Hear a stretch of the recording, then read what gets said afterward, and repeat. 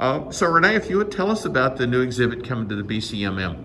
So we've got a new Smithsonian exhibit, and we're putting it up this week. It will be open to the public on Saturday, October 30th, and be here through January 23rd. This exhibit is called The Way We Worked, and it basically talks about the different aspects of work in America over the last 150 years.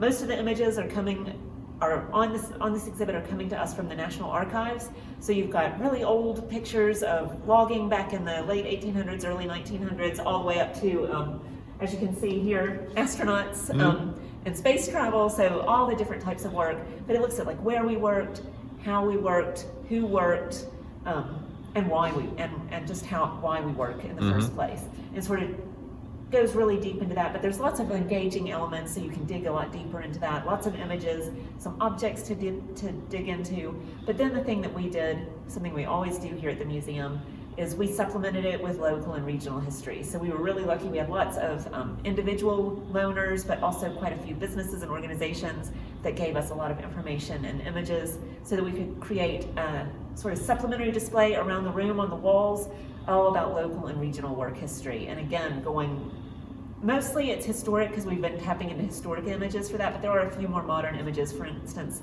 Helms Candy Company, we have a couple of more modern images of them still using those old methods to make the candy that they make today.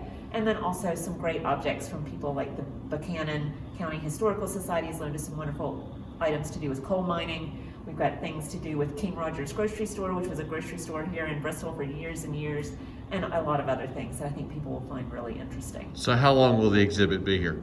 It'll be here and through January 23rd. One of the great things about it is that it's going to be really interesting, I think, to adults, but it's also really a great exhibit for kids and for families and for students.